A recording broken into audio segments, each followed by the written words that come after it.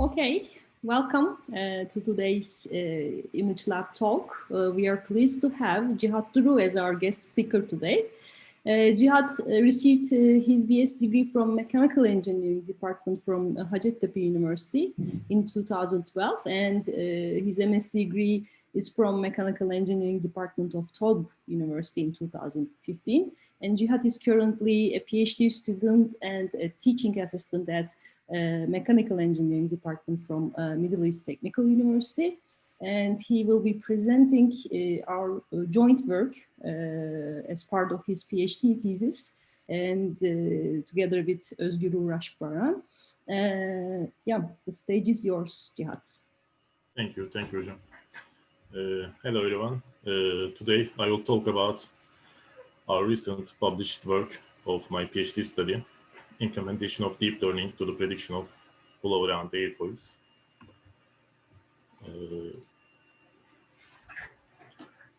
But first, I think it would be better to explain for those who may not know what an airfoil is, or why the flow field around an airfoil is important for us. As you can see in this picture, an airfoil is the cross-sectional shape of a wing, and it's a good starting point to design a wing by investigating the flow around these airfoils, because the airfoil shape is the main parameter that characterizes the flow around the wing. And you may see this airfoil shape in lots of different applications.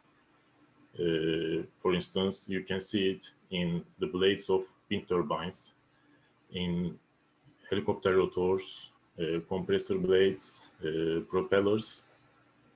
And your design goals for these, of your airfoil may vary depending on these applications. Most of the time, you may want high lift and low drag profile, but you also need to consider your design and operating constraints, such as weight and cruise speed. For instance, if you are designing a wing of a racing plane, you want low drag profile. But if you are designing a wing for a sail plane, you need to consider the stability of your plane, and it would be better to design a high drag profile. Also, you need to consider the stall characteristics of your airfoil. When you increase the angle of attack of your airfoil, the lift force keeps increasing, but after some point, after some angle of attack, the flow around the airfoil separates from the airfoil and the lift force, and you observe a sudden decrease in the lift force. This angle of attack is the critical angle of attack, and the stall phenomena occurs at this angle of attack. You need to consider these stall characteristics when you are designing your airfoil also. Okay, this is a typical airfoil geometry. You need to define your airfoil geometry by considering some of the shape parameters.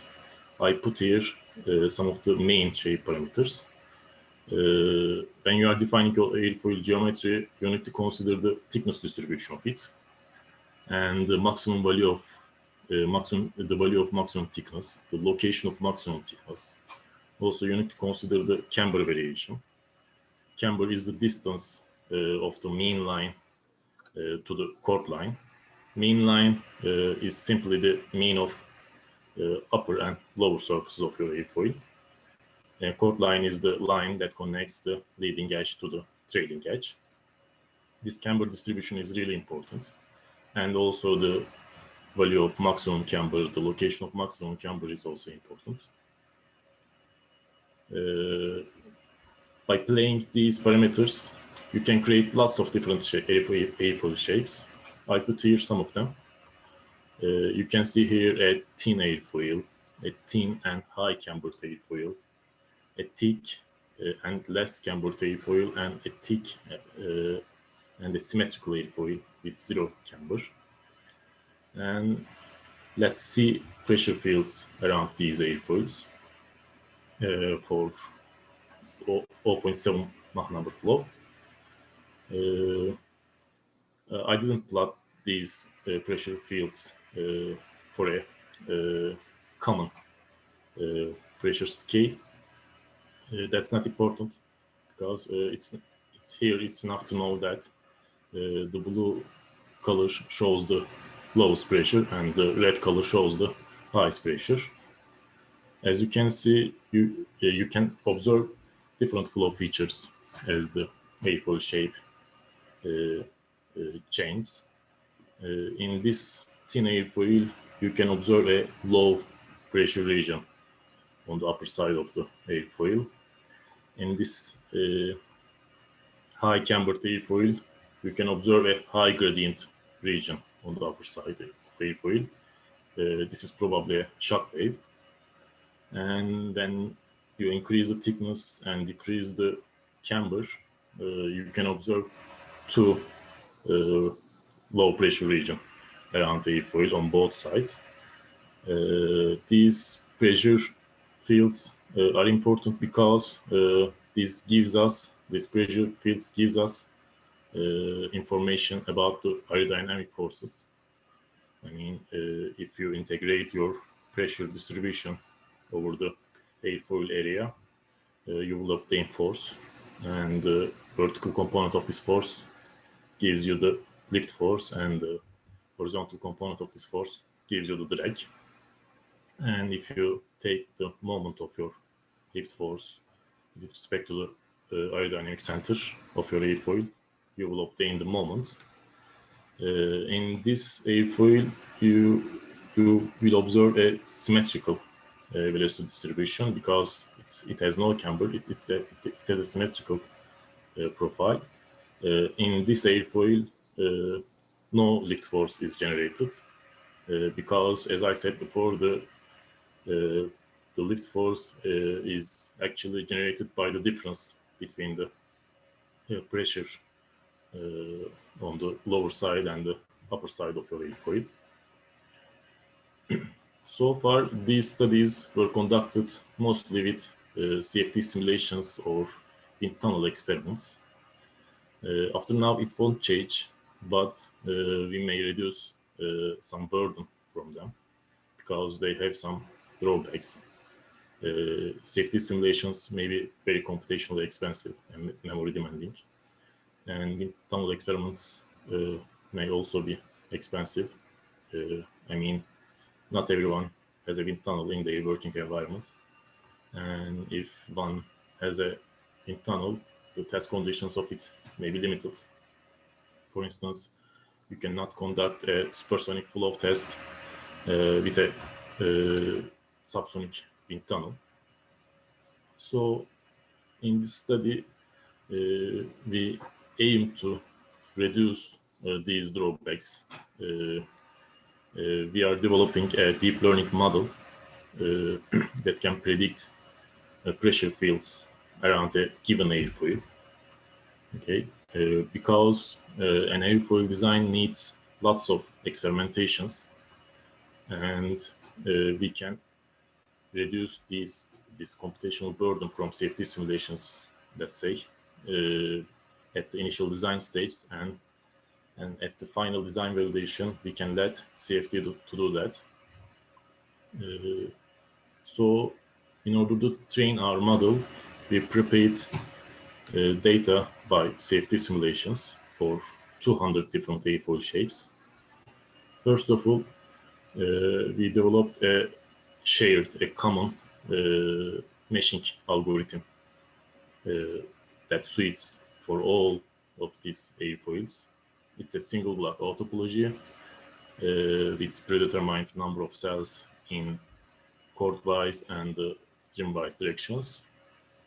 And the far field is fixed at 500 times of the chord. Maybe I should explain why we need this computational domain. Here, the governing equations that we are dealing with is nonlinear multidimensional differential equations. So there are no exact solutions for them. So we need to discretize these equations and solve them in these little cells. Therefore, we need this computational domain. We perform our safety simulations for 0.7 Mach number and 6 million Reynolds number flow for a single angle of attack, for zero angle of attack.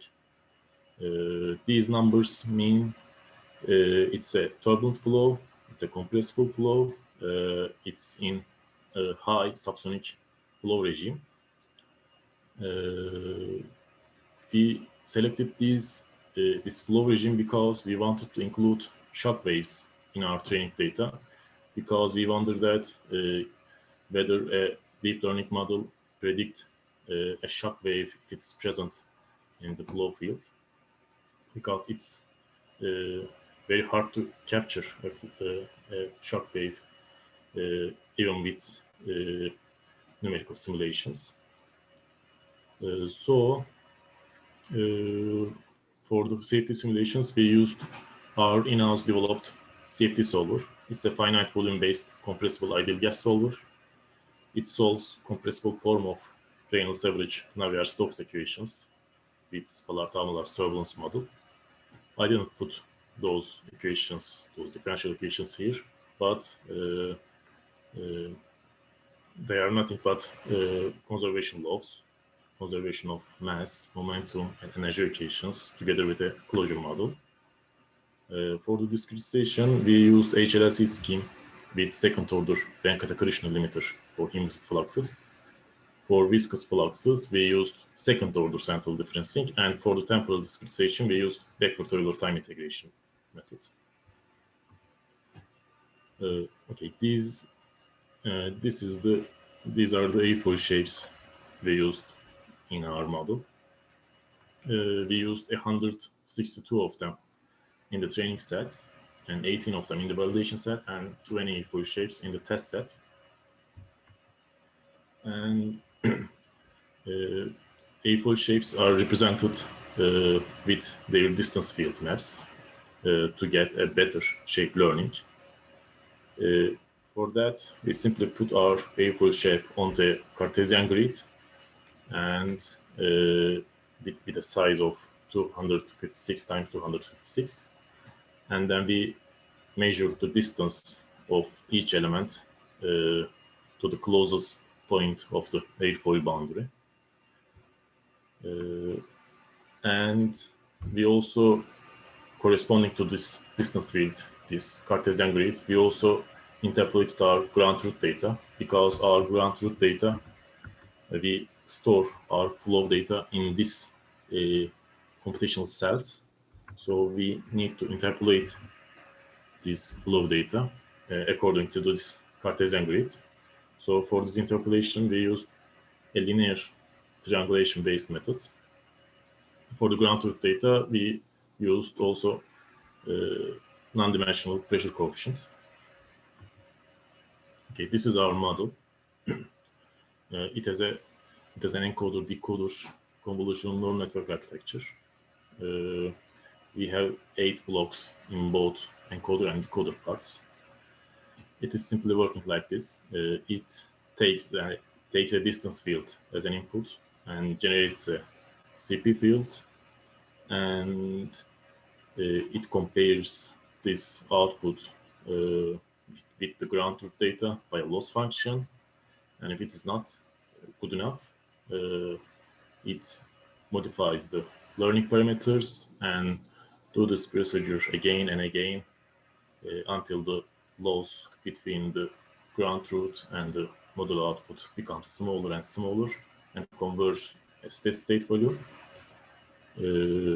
For the loss function, we used mean squared error together with a regularization penalty in order to reduce the overfitting tendency.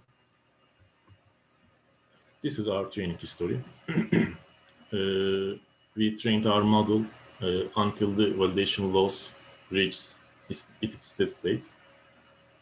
As an illustration for the training history, here we put also the result of an airfoil from unseen airfoil shapes from test set. As you can see, as the training continues, the flow field for this airfoil converges its final state. Okay, after we trained our model, we tested with the unseen airfoil shapes from the test set. Here you can see the model output, the predictions on the left column for 5 different airfoil shapes. And on the middle column, you can see the ground truth data. And on the right column, you can see the absolute difference contours between ground truth and model output. Here we can say that our model performs quite well in predicting flow fields, even if a shock wave is present in the flow field. I mean, as we expected, the maximum errors are observed in the high gradient regions, but I think it's the model shows a success in recognizing these shocks, because in fact these shock waves are discontinuities in the flow field, and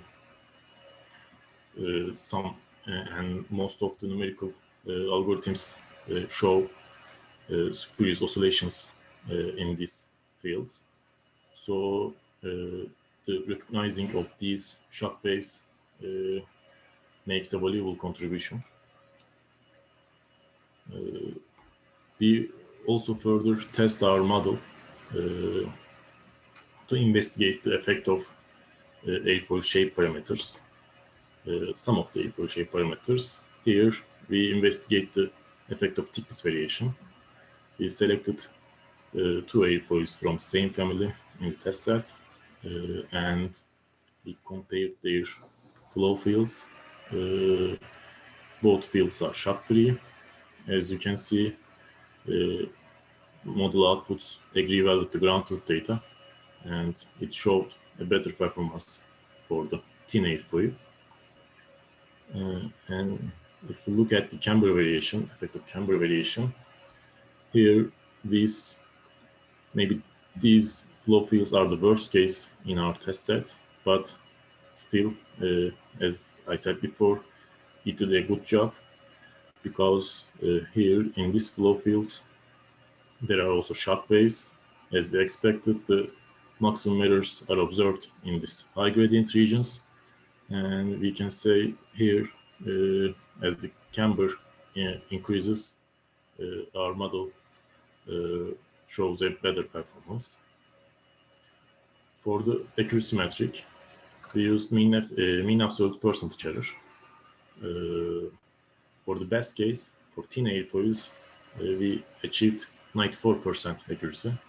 For the worst case, for thicker and relatively high cambered airfoils, our accuracy reduced to almost 85%. Overall, we catch 88%, approximately 88% of accuracy. If we look at the time cost for a single flow field, we obtained a single flow field from our CFD simulations with CPU computing at about 85 minutes.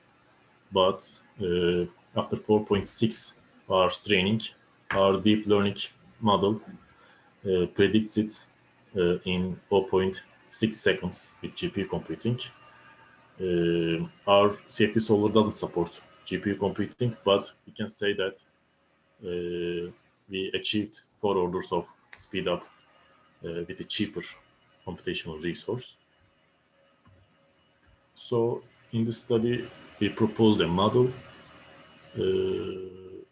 that predicts the flow fields for a given airfoil geometry, and then we evaluated its predictive capability both qualitatively and quantitatively. And as you can see, the predictions mostly agreed well with the ground truth data, except the high gradient regions and the immediate vicinity of the airfoil.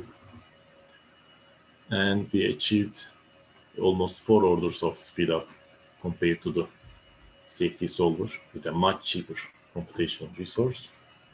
So we can say that our proposed model showed promise to become a candidate for an airfoil design and analysis tool at initial design stage. At these stages, accuracy is not as important as the computing time. And thank you for listening to me. I can answer any questions.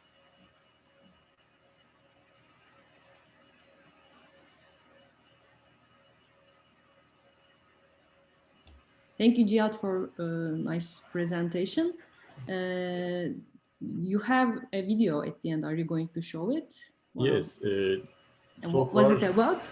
So far, these are the results of our published work. But now I'm currently working on this angle of attack variation. Here you can see the Mach variation when the angle of attack changes from 0 angle to the 20 angles, 20 degrees. As you can see here, as the angle of attack increases, the flow starts to separate from the airfoil and loses its lift. So this flow separation concept is as important as the shock waves here, because it decides it gives the valuable information about your lift force. So we are working on this right now. We are adding these data in our model. Also, we are developing an additional loss function, which will work together with mean squared error. Maybe I can show those results later after we obtained it. Okay, thank you. Now, since I am part of the work, so I don't have any questions. Do we have questions from the audience? Or actually we can get some feedback and further, future works, yes. Since we have an ImageLab community here. So we thought that we could get your feedback as well.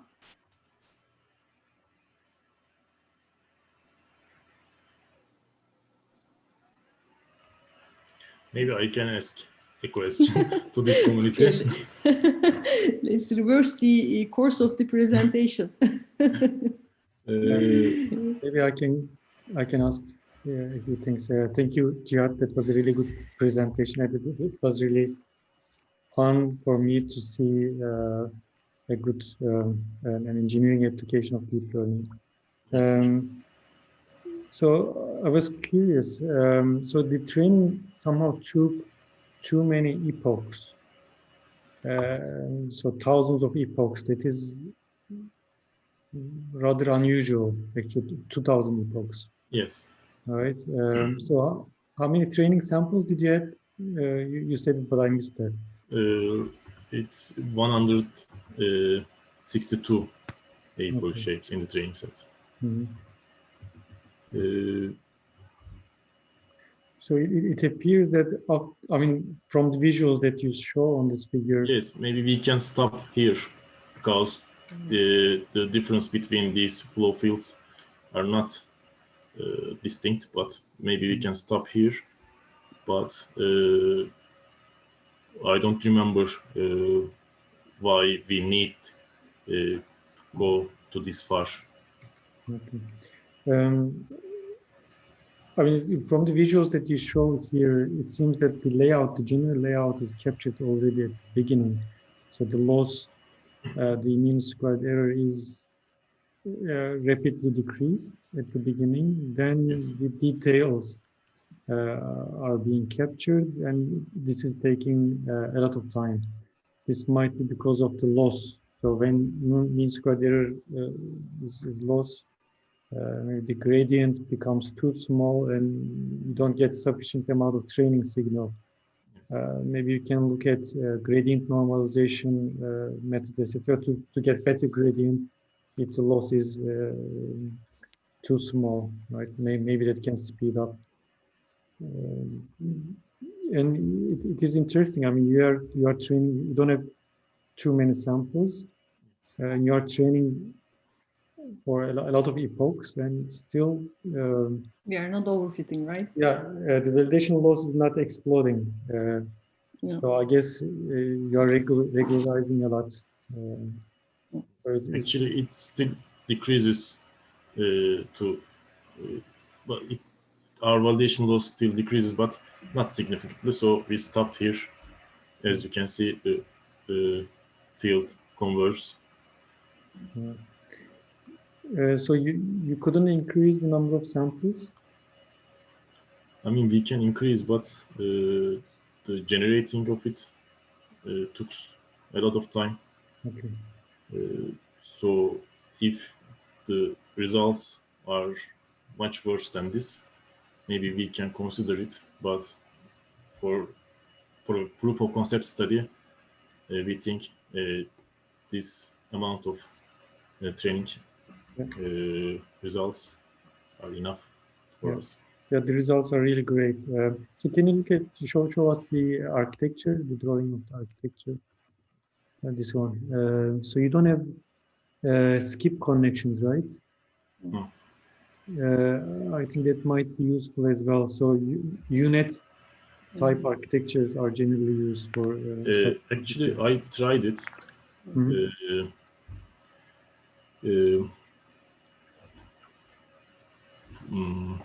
How can I say? For these contrast transition, for these sharp contrast transitions, I tried to connect the features from the output of first layer to this first, not this layer's input, because the contrast information is mostly extracted in the first layer of this encoder part, but it didn't much help. So I didn't do it because it also adds some computational time for me. So what did you try adding these residual connections in other stages? Maybe the last layer was hurting the performance, but that might be helpful in other stages. Because I mean, residual connections really help. I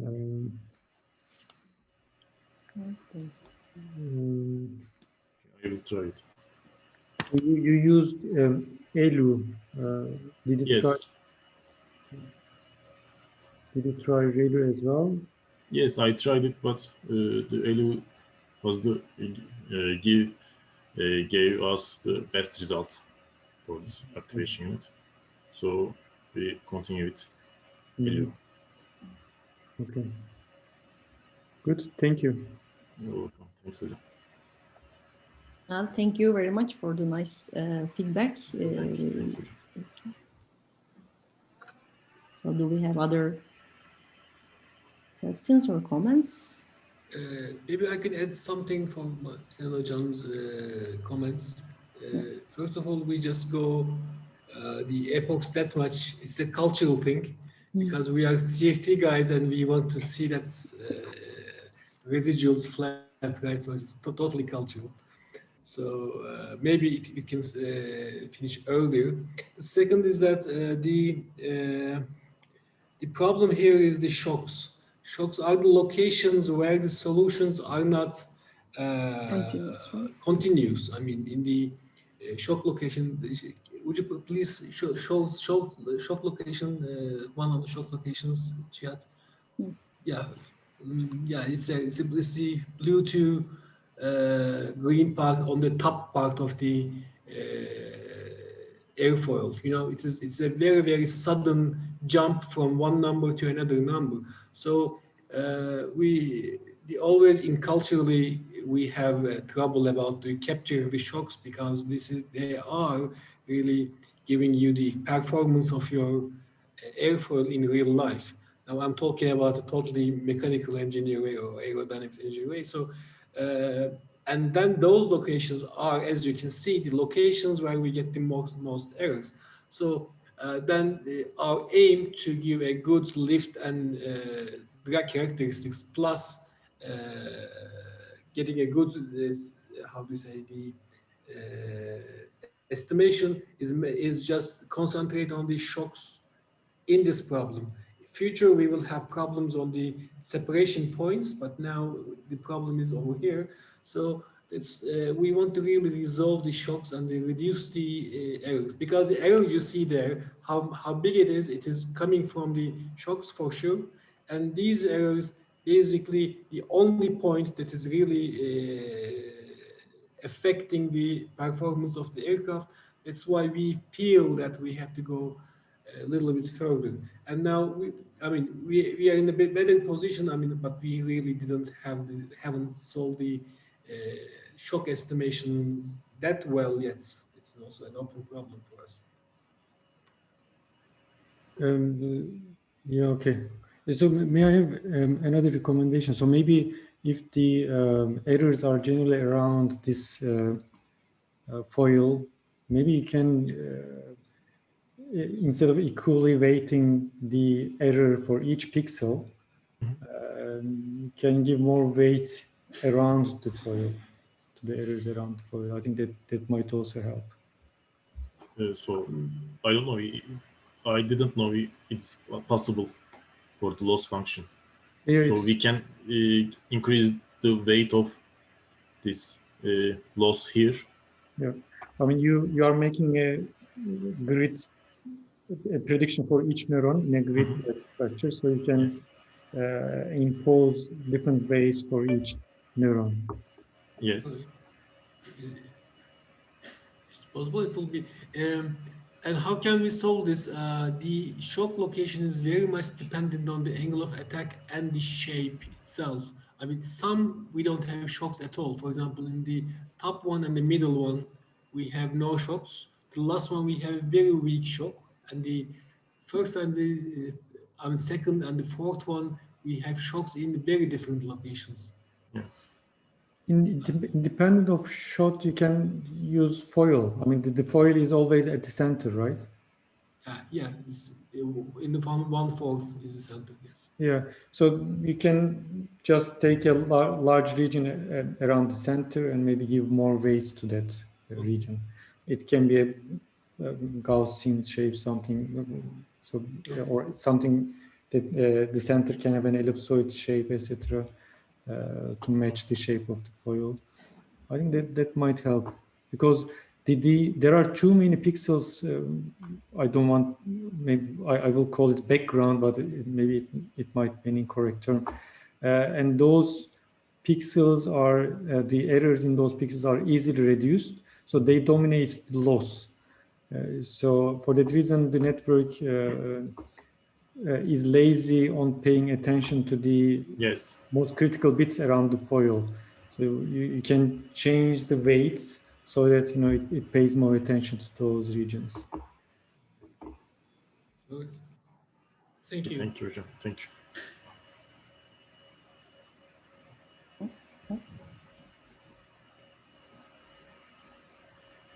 Well, if no one else has comments, I will stop the recording to have the informal part of the talk.